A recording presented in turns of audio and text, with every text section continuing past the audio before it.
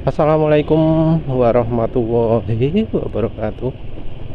Jadi ya kali ini penulis ingin bahas apa sih yang dibutuhkan rider untuk bisa berkendara dengan cepat ya. Iya, ini lebih ke protes ya. Jadi kalau jalan kencang itu kok kayaknya butuhnya cuma modifikasi motor untuk bisa jadi kencang, terus kemampuan menikung gitu. Entah gayanya, entah posisinya, entah karena motornya. Padahal ya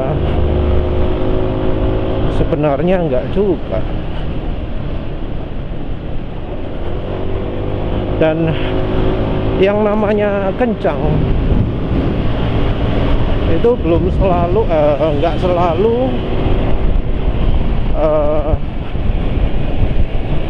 apa jenenge ya, berusaha gerusu, nggak selalu pasaran, tidak tepos liro gitu.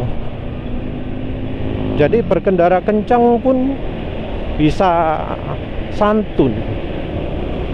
Kencang santun itu bisa, nggak semua kencang itu harus apa jenenge ekstrim ya.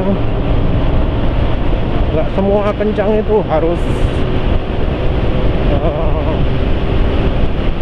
terobos kesana kesini membuat orang lain itu harus ngalah gitu ya.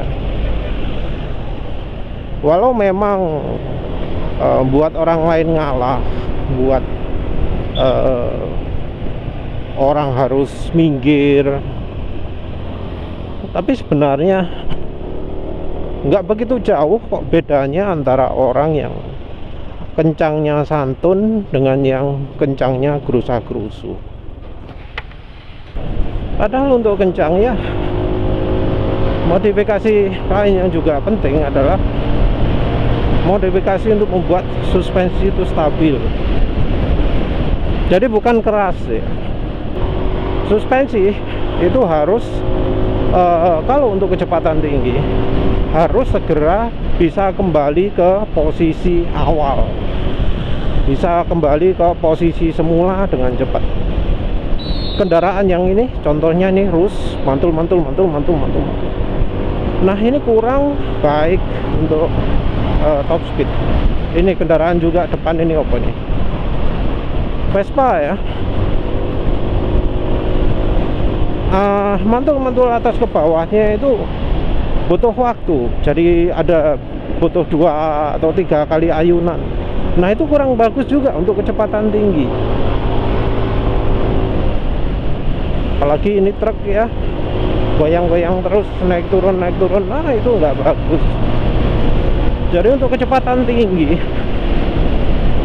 suspensi itu harus sek gitu ya. Habis ada perubahan jalan, zezet gitu. Nah ini contoh video Mobilio ini juga kurang bagus ya. Apalagi truk ini, Avanza yang depan ini juga kurang bagus ya. Ya tapi memang biasanya kalau kendaraan Jepang, mau mobil mau motor itu kurang bagus emang suspensinya dalam kondisi standar, apalagi untuk yang motor, yang truk. Kita ngomong kecepatan tinggi itu 100 ya, kecepatan 100 ke atas.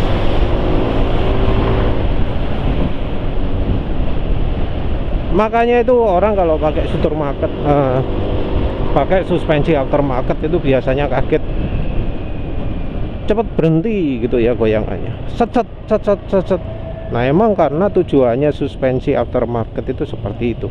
Walau nggak semua ya, tergantung dari harga juga, karena ada yang suspensi aftermarket tapi junjutan gitu ada ya, yang mereknya Aspi, merek KYB yang lokal ya. Kalau mereknya Kayaba beda lagi ya.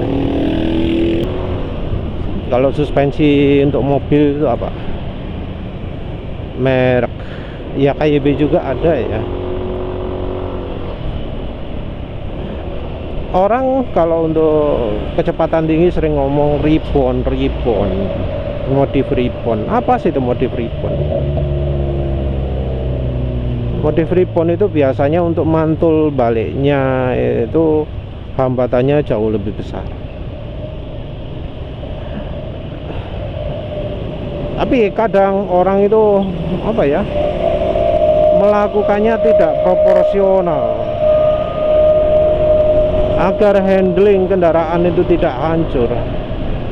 Jangan sampai antara compression dan rebound itu hambatannya beda jauh. Karena kalau beda jauh handlingnya hancur. Jadi nanti kalau apa jenenge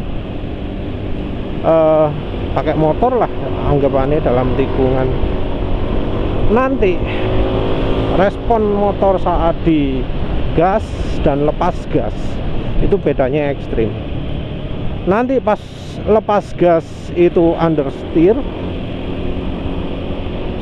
saat di gas itu understeer ya banget, saat lepas gas oversteer banget. Nah kalau misal ini kita ngomong yang suspensi belakang kok sih ya. Kalau suspensi depan biasanya jarang dimodifikasi. Nah kalau suspensi yang belakang ini imbang, jadi baik compression atau reboundnya itu kekuatannya sama,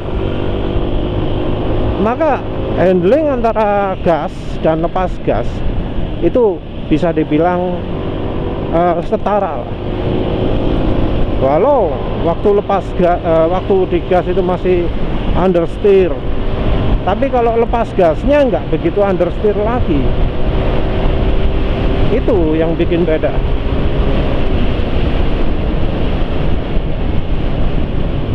Jadi untuk jalan bisa enak itu antara rebound dan compression itu harus stabil, dan tentu kekuatannya juga harus cukup, jangan sampai under. Ini contoh lagi suspensi yang wis soak iki mesti ya. Ayunan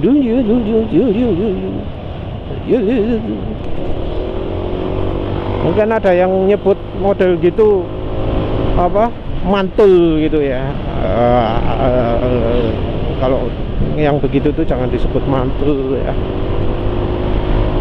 nggak mantep lah.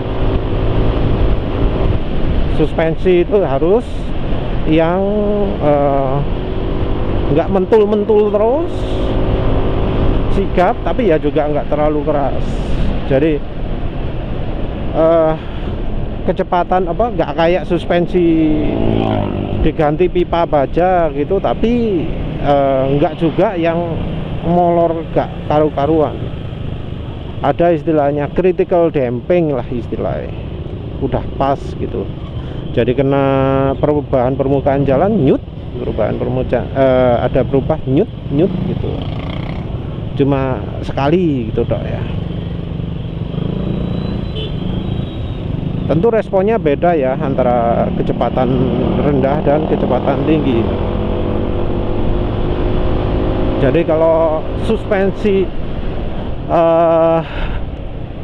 empuk itu pasangannya dengan shock breaker yang empuk, yang cocoknya ya cuma untuk kecepatan rendah, lewat jalan makadam nyut gitu ya, berhentinya cuma sekali gitu ya. Jalan makadam kecepatan rendah, kecepatan 20 30, nyut berhenti itu nyaman. Nah kalau suspensi yang sama dipakai di kecepatan tinggi, efeknya beda. Kalau di jalan pelan gitu nyutnya cuma sekali ya. Nah di jalan kecepatan tinggi bisa lebih, bisa berkali-kali. Nah makanya itu kalau untuk balap pernya harus keras. Tapi ya tentu kalau per harus keras, shock breaker juga harus keras. Karena jangan sampai mentulnya terlalu banyak. Kalau mentul terlalu banyak, nah itu masalah. Ini ngomong kecepatan tinggi. Kita nggak ngomong balapan. Kalau balapan itu wes lebih rumit lagi, karena di balapan itu ada tikungan kecepatan rendah, ada tikungan kecepatan tinggi, ada junjutan yang kecepatan rendah, ada junjutan yang kecepatan tinggi. Nah kalau sudah balapan ya harus milih mau dibuat paling stabil, paling ideal di tikungan mana. Karena balapan itu kan merupakan mana yang lebih jago tuning, dan tuning itu harus dilakukan untuk tiap sirkuit, khusus untuk situasi tertentu saja. Nggak kayak mobil atau motor di jalanan yang kalau nyetel itu yang sebisa mungkin dalam semua kondisi enak terus. Ya walau semua kondisi itu ya tentu misalnya aduh gak ketok, semua kondisi itu tentu misalnya di jalan anuto, di jalan apa perkotaan toh, ada juga yang kondisinya juga mengharuskan di jalan nggak enak juga harus sip. Ya yang jelas beda lah kebutuhannya antara situasi kencang dan pelan. Jadi nggak bisa lah ya kita cuma mengandalkan standaran lah ya, nggak bagus itu, nggak aman. Kecuali memang kalau jalannya rata mulus sekali gitu.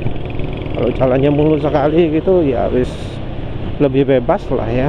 Tapi kalau ya kayak penulis ini yang jalannya apa jenenge cukup amburadul gini ya beda ya, harus diperhatikan juga kestabilan suspensi. Selain itu tentu ya berkendara kencang tuh butuh kemampuan untuk berbelok secara cepat ya. Kita nggak bisa samakan dengan sirkuit, karena kalau sirkuit itu jarang ada kejadian mendadak di mana kita harus berubah arah secara drastis, secara kaget. Jadi kalau secara kaget ya, yang ada di balapan itu mungkin cuma oh di depan ada mendadak hambatan gitu ya, ada mendadak jatuh gitu. Tapi kan selain itu kalau di balapan itu seringnya adalah belok yang sudah direncanakan. Nah kalau belok yang sudah direncanakan itu gayanya sembarang karepmu itu wis bisa lah. Nah kalau belok mendadak, nah itu beda lagi. Kita harus paham betul karakter kendaraannya. Kendaraannya ini tipe yang bisa pakai body steering atau harus pakai counter steering. Counter steering itu kecepatan berapa? Kurang tinggi sih. Kalau counter steering itu ya misal motor ada di posisi kanan gini ya,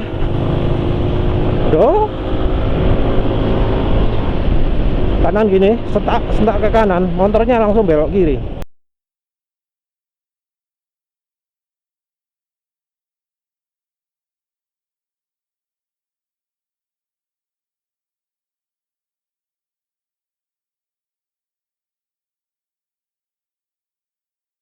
Kelihatan nggak tadi motornya langsung nyentak ke kiri. Jadi posisi di kanan, setang disentakkan ke kanan, motor jadi belok kiri. Kenapa kok bisa belok kiri? Karena ada gaya yang membuat bodi motor, jadi ini lagi penulis lakukan, ketika disentakkan ke kanan, motor itu jadi rebah ke kiri. Nah, kalau sudah rebah ke kiri kan mau nggak mau harus belok kiri. Jadi itu prinsipnya counter steering. Kalau body steering paling ya sudah tahu, badan paksa miring ke kiri, udah motor belok kiri. Apalagi kalau motornya Suzuki gitu, itu biasanya lebih gampang untuk dipaksa belok pakai badan. Kalau motornya Honda atau motornya Yamaha ini kecepatan cukup tinggi, harus pakai counter steering. Jadi perlu counter steering. Ya, yang lain juga ya kemampuan untuk ngeremnya ya. Kalau penulis ngerem itu selalu didahului oleh rem belakang. Ini motor matic ya, motor matic Carpe lah, yang motor laki lepas gas gitu terus shift down gitu ya, itu bisa bantu pengereman. Tapi kalau untuk motor matic, kemampuan apa jenenge engine brake-nya itu minim sekali. Nggak bisa kita hanya mengandalkan engine brake. Jadi kita harus paksa gimana? Kita paksa ya pakai rem belakang. Mengapa harus rem belakang dulu? Kenapa kok nggak langsung aja rem depan? Karena kan ya banyak yang ngomong yang mempunyai kekuatan paling besar saat mengerem awal-awal itu adalah ban depan.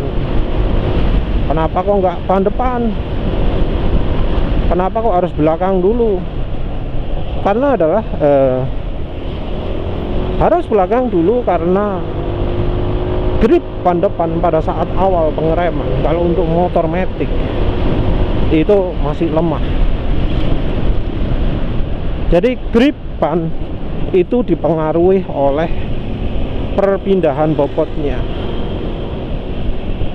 Ketika motor anggap aja sedang jalan cruising ini, kecepatan tidak berubah, maka ban yang paling kena tekanan itu adalah ban belakang di awal pengereman ya.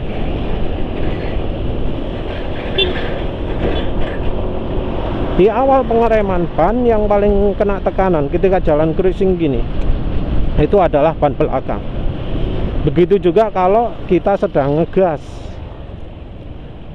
ban yang punya grip paling besar adalah ban belakang.